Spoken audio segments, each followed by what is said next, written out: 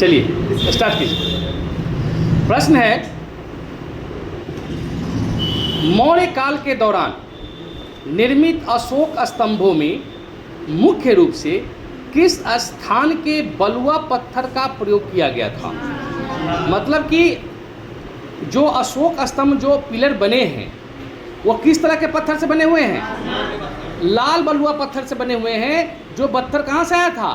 चुनार से लाया गया था। ठीक है।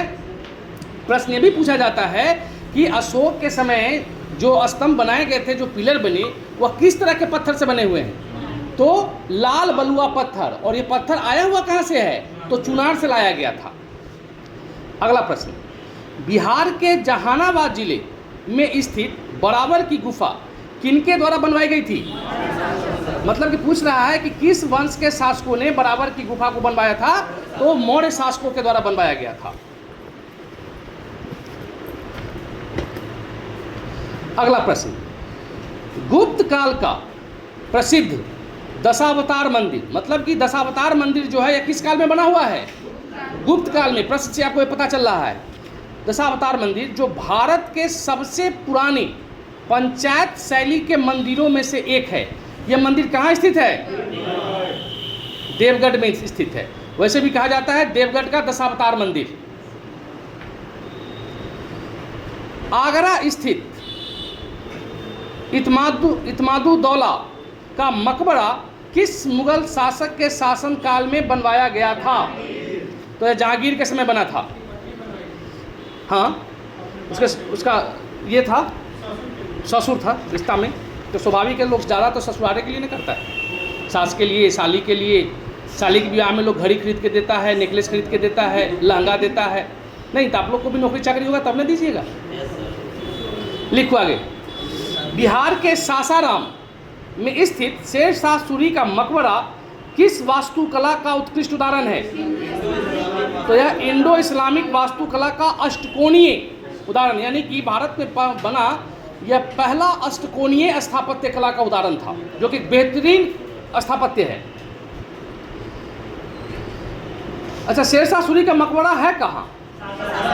सासाराम। सासाराम कहाँ पड़ता है? रोहतास कहाँ पड़ता है? बिहार में। अजंता की गुफा कहाँ है? यार महाराष्ट्र में है। तो अजंता की गुफा में बौद्ध धर्म के अलावा किन कथाओं से संबंधित चित्र पाए जाते हैं? जातक कथा।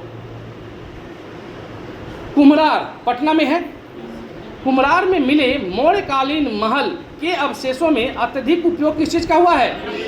लकड़ी का। यानी कि यह महल जो है यह पूरा का पूरा लकड़ी का बना हुआ महल था। नेक्स्ट, भीतर गांव का ईंट मंदिर, ये जो मंदिर बना हुआ है यह ईंटा से बना हुआ है।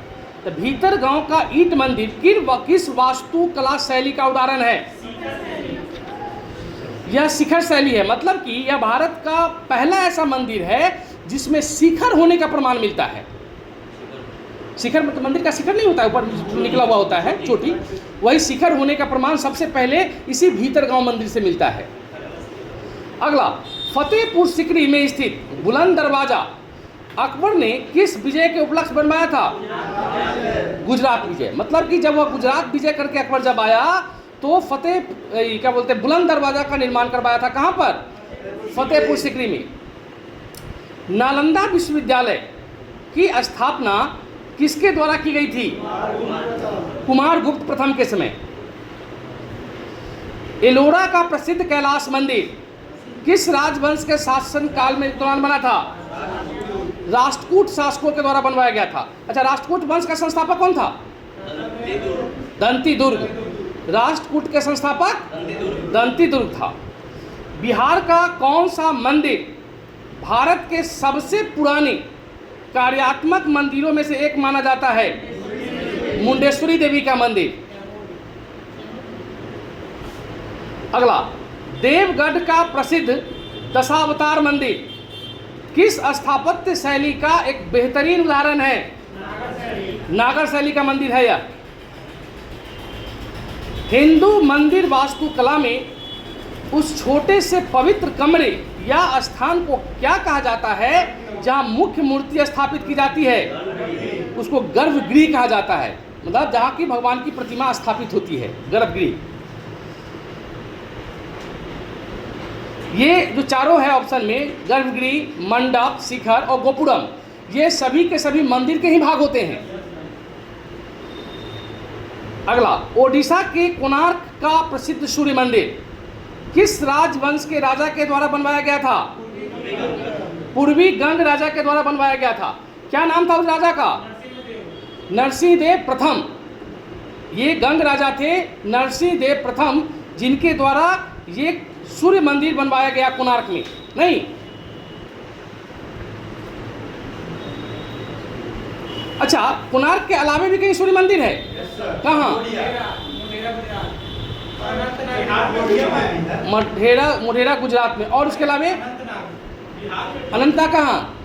जम्मू कश्मीर में भी है सूर्य मंदिर। अब ब्रह्मा का एकमात्र मंदिर कहाँ है? ब्रह्मा का, भगवान ब्रह्मा का मंदिर राजस्थान में है। राजस्थान में कहाँ? पुष्कर, पुष्कर में। अच्छा, सास बहु मंदिर, सास बहु मंदिर कहाँ है? इसका आंसर खोज के आप कल लाएंगे। कल खोज लीजिए, आज खोज के लाइएगा, कल पूछेंगे। सास बहु मंदिर भारत में कहाँ है? अगला प्रश्न है, एलोरा का प्रसिद्ध कैलाश मंदिर को किस राष्ट्रकूट राजा ने बनवाया था? कृष्ण प्रथम के द्वारा बनवाया गया था। कृष्ण प्रथम किस वंश के राजा थे?